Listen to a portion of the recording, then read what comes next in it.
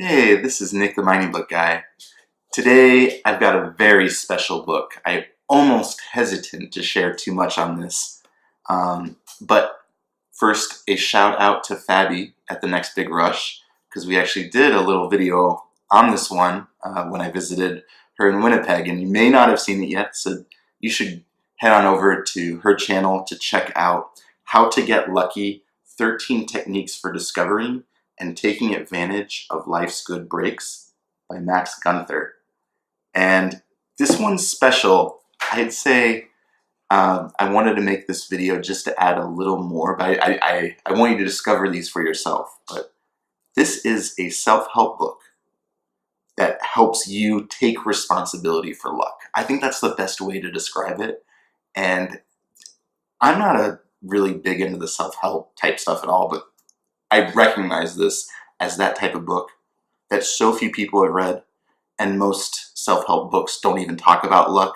But if you really understand luck, you recognize that luck exists, which this book pounds home, I think you will do better in life. That's what it comes down to.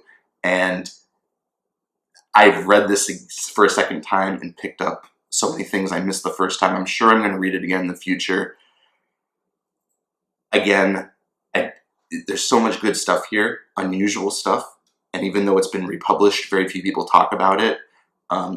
This is easily in my top 5 books, and there's some crossover with the Zurich Axioms, which is Max Gunther's #1 classic book, but I think this is the best. And he does have another luck book called The Luck Factor, which is also very good, but this one was later on and ties more together. So just keep that in mind. You could get both luck books, but How to Get Lucky is the essential one to pick up.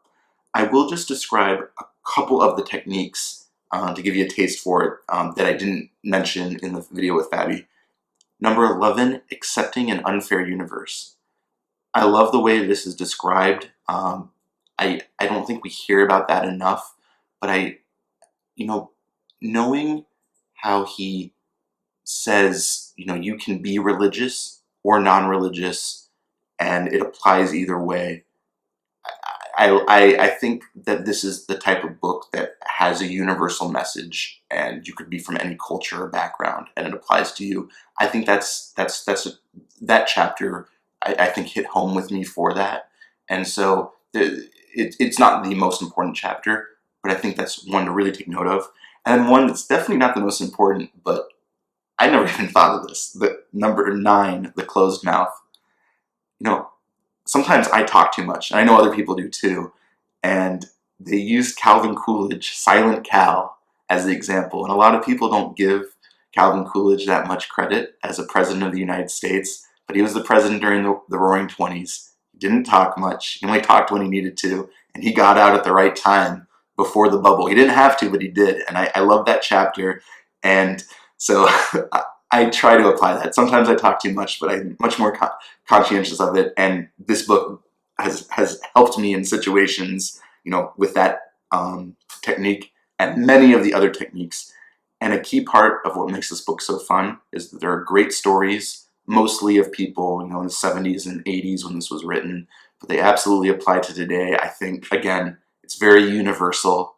It ties in with stock investing and speculation, and even how things work in mining stocks, but it's so much more. Again, it's like the quintessential self-help book. It's the quintessential book on luck.